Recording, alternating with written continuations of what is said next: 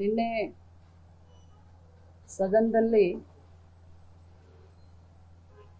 ಭಾರತದ ಸಂವಿಧಾನ ಶಿಲ್ಪಿ ಡಾಕ್ಟರ್ ಬಾಬಾ ಸಾಹೇಬ್ ಅಂಬೇಡ್ಕರ್ ಅವರ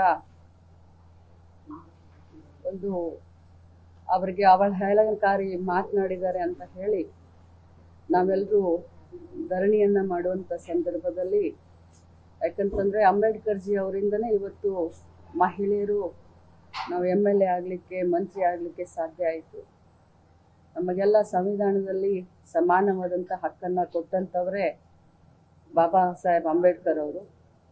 ಅವರ ಒಂದು ಧರಣಿಯ ಸಂದರ್ಭದಲ್ಲಿ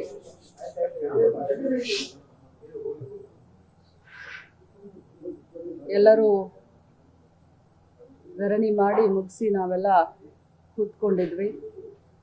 ಸಭೆ ಕೂಡ 10 ನಿಮಿಷ ಮಾನ್ಯ ಸಭಾಪತಿಗಳು ಅಡ್ಜನ್ ಅಂತ ಹೇಳಿ ಅವರು ಒಳಗೆ ತಮ್ಮ ಸಭಾಪತಿ ಕಚೇರಿಗೆ ಹೋದ ತಕ್ಷಣ ನಾನು ನನ್ನ ಸೀಟಿನ ಮೇಲೆ ಸುಮ್ಮನೆ ಕೂತ್ಕೊಂಡಿದ್ದೆ. ಆದರೆ CT ರವಿ ಅವರು ನಮ್ಮ ನಾಯಕರಾದಂಥ ರಾಹುಲ್ ಗಾಂಧಿ ಅವರಿಗೆ ಡ್ರಗ್ ಅಡಿಕ್ಟು ಅಂತ ಹೇಳಿ 3-4 ಬಾರಿ ಅಂದರು. ನಾನು ಮತ್ತೇನು ಸುಮ್ಮನೆ ಕೂತ್ಕೊಂಡೆ ತಾಳ್ಮೆಯಿಂದ. ಮತ್ತೆ ನನ್ನನ್ನು ನೋಡಿಕೊಂಡು ಡ್ರಗ್ ಅಡಿಕ್ಟ್ ರಾಹುಲ್ ಗಾಂಧಿ ಅಂತಂದರು.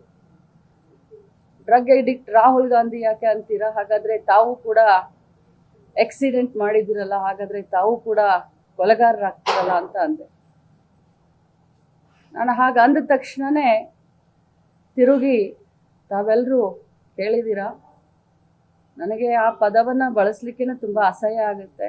ನಾಗರಿಕ ಸಮಾಜದಲ್ಲಿ, ರಾಜಕಾರಣದಲ್ಲಿ ಭಾಳಷ್ಟು ಧೈರ್ಯ ಮಾಡಿ, ಭಾಳಷ್ಟು ಕಷ್ಟದಿಂದ ಒಬ್ಬ ಸಾಮಾನ್ಯ ಕಾರ್ಯಕರ್ತೆಯಾಗಿ ಇಲ್ಲಿವರೆಗೆ ಒಬ್ಬ ರಾಜ್ಯದ ಎಲ್ಲ ಮಹಿಳೆಯರನ್ನ ಪ್ರತಿನಿಧಿಸ್ತಾ ಇದ್ದೀನಿ.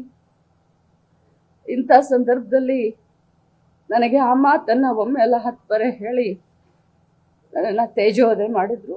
ಇದಕ್ಕೆಲ್ಲ ಹೆದರೋದಿಲ್ಲ ನಾನು. ಆದರೆ ನಾನು ಕೂಡ ಒಬ್ಬ ತಾಯಿ, ಒಬ್ಬ ಅಕ್ಕ, ಒಬ್ಬ ಅತ್ತೆ. ಇವತ್ತು ನನ್ನನ್ನು ನೋಡಿ ಸಾವಿರಾರು ಮಹಿಳೆಯರು ರಾಜಕಾರಣಕ್ಕೆ ಬರಬೇಕು ಅಂತ ಅಂತಿರ್ತಾರೆ.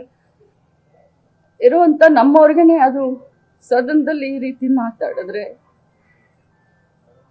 ಬಹಳ ಹರ್ಟ್ ಆಗುತ್ತೆ. ಇಷ್ಟೇ ಹೇಳಲಿಕ್ಕೆ ನಾನು.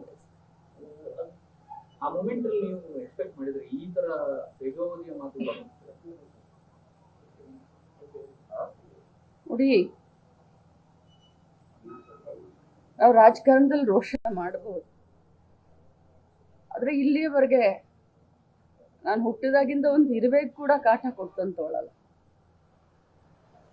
ನಾನು ನನ್ನ ಪಾಡಿಗೆ ರಾಜಕಾರಣ ಮಾಡಿಕೊಂಡು ಕೈಲಾದಷ್ಟು ಜನರ ಸೇವೆಯನ್ನ ಮಾಡ್ಕೊಂಡಿದ್ದಂತ. ಕೆಟ್ಟದ್ದನ್ನ ನೋಡಿದ್ರೆ, ಕೆಟ್ಟವ್ರನ್ನ ಕಂಡ್ರೆ ದೂರ ಹೋಗುವಂತ ಸ್ವಾಭಾವಿಕ ರಾಜಕಾರಣದಲ್ಲಿ ಇದೀವಿ ಅಂತಂದ್ರೆ ನಾವು ಸ್ವಲ್ಪ ಧೈರ್ಯದಿಂದ ಇರಬೇಕಾಗುತ್ತೆ. ಆದರೆ ವಿಧಾನ ಪರಿಷತ್ತು ಅಂತಂದ್ರೆ ಹಿರಿಯರ ಚಾವಡಿ, ಬುದ್ಧಿವಂತರ ವೇದಿಕೆ.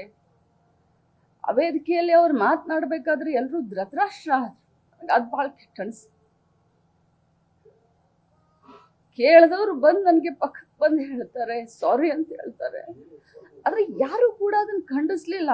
ನಮ್ಮ ಪಕ್ಷದವ್ರು ನನ್ನ ಬೆನ್ನಿಗೆ ನಿಂತ್ಕೊಂಡು, ಇವತ್ತು ರಾಹುಲ್ ಗಾಂಧಿ ಇದ್ರೆ ನಮ್ಮ ಕಾಂಗ್ರೆಸ್ ಪಕ್ಷ ಇದ್ರೆ ಲಕ್ಷ್ಮೀ ಹೆಬ್ಬಾಳ್ಕರ್ ಅಂತ ಹೇಳಿ ರಾಹುಲ್ ಗಾಂಧಿ ತೇಜೋವಧೆ ಮಾಡ್ತಾ ಇದ್ದೀರಾ.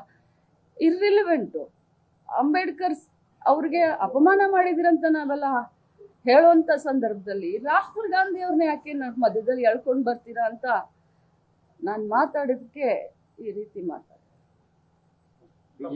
ಹೈಕಮಾಂಡ್ ನಾಯಕರಿರ್ಬೋದು, ಅವರು ಸಮರ್ಥಿಸುವಂತ ಈಗೂ ಕೂಡ ಸಮರ್ಥನೆಗೆ ಮುಂದಾಗಿದ್ದಾರೆ.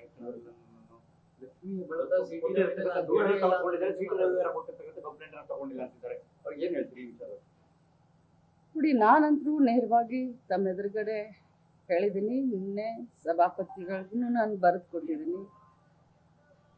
ಅವರು ರಾಹುಲ್ ಗಾಂಧೀಜಿ ಅವ್ರಿಗೆ ಡ್ರಗ್ ಎಡಿಕ್ಟು ಅಂದರು.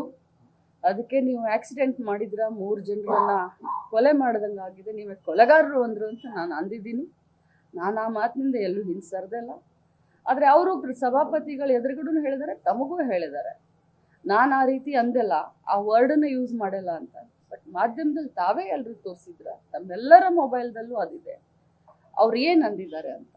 ಅವ್ರು ಸುಳ್ಳು ಹೇಳ್ತಾರೆ, ತಮಗೆಲ್ಲರಿಗೂ ಗೊತ್ತು, ರಾಜ್ಯದ ಜನರಿಗೂ ಗೊತ್ತು, BJPಯ ನಾಯಕರುಗಳಿಗೂ ಗೊತ್ತು. ಆದರೆ ನಾನ್ಯಾವತ್ತೂ ಸುಳ್ಳು ಹೇಳುವಂಥ ಪ್ರಮೇನೇ ಇಲ್ಲ. ನಮ್ಮ ರಾಹುಲ್ ಗಾಂಧಿ ಅವ್ರಿಗೆ ಡ್ರಗ್ ಎಡಿಕ್ಟ್ ಅಂದಾಗ ನಾನು ಕಣಿಸಿದ್ದಂತೂ ನಿಜ. ಆದರೆ ಅವ್ರು ಮಾತಾಡಿಲ್ಲ ಅಂತ ಹೇಳ್ತಾರೆ. ಅವ್ರು ಮಾತಾಡಿದ್ದು ನಿಮ್ಮೆಲ್ಲರ ಡೊಮೇನಲ್ಲಿ ಇದೆ, ಫುಟೇಜ್ ಇದೆ, ಪ್ರತಿಯೊಬ್ಬರ ಮೊಬೈಲ್ನಲ್ಲಿ. ಸದನದಲ್ಲಿ ನ್ಯಾಯ ಸಿಗ್ಲಿಲ್ಲ ಯಾಕಂದ್ರೆ ನಾವಲ್ಲಿ ಕೇಳಿದ್ರಿ, ಸಭಾಪತಿಗಳ ಹತ್ರ ಮನವಿ ಮಾಡಿದ್ರಿ. ಅಮಾನತು ಮಾಡ್ಬೇಕು ಅಂತ ನಾನು ಈ ಬಗ್ಗೆ ಏನೂ ಮಾತಾಡೋದಿಲ್ಲ. ನಾನು ಬಹಳ ಶಾಕ್ನಲ್ಲಿದ್ದೀನಿ, ಬಹಳ ದುಃಖದಲ್ಲಿದ್ದೀನಿ. ನನಗೆ ಅದಾದ ತಕ್ಷಣ ನನ್ನ ಸೊಸೆ ಹಾಸ್ಪಿಟಲಲ್ಲಿದ್ದರು, ನನಗೆ ಫೋನ್ ಮಾಡಿದ್ಲು, ಅಮ್ಮ ಯು ಆರ್ ಅ ವಾರಿಯರ್, ನಿನ್ನ ಜೊತೆ ನಾವೆಲ್ಲ ಇದ್ದೀವಿ ಅಂತಂದ್ರು. ನನ್ನ ಮಗ ಬೆಂಗಳೂರಿನಲ್ಲಿದ್ದಾನೆ, ನನಗೆ ಫೋನ್ ಮಾಡಿ ಧೈರ್ಯ ತುಂಬಿದ್ದಾನೆ. ನನ್ನ ತಮ್ಮ ಬೆನ್ನಿಗಿದ್ದಾನೆ, ನನ್ನ ಕ್ಷೇತ್ರದ ಜನ ನನ್ನ ಬೆನ್ನಿಗಿದ್ದಾರೆ, ಕಾಂಗ್ರೆಸ್ ಪಕ್ಷದ ಜನ ನನ್ನ ಬೆನ್ನಿಗಿದ್ದಾರೆ. ಈ ಸಂದರ್ಭದಲ್ಲಿ ನಾನು ಇದಕ್ಕಿಂತ ಜಾಸ್ತಿ ಏನು ಮಾತಾಡಕ್ಕೆ ಹೋಗೋದು. ಹಿಂದೆ ಥ್ಯಾಂಕ್ ಯು. ಕೂಡ ಬಹಳಷ್ಟು ನಾಯಕರು ತಮ್ಮ ಬಗ್ಗೆ ಮಾತಾಡಿದ್ರು.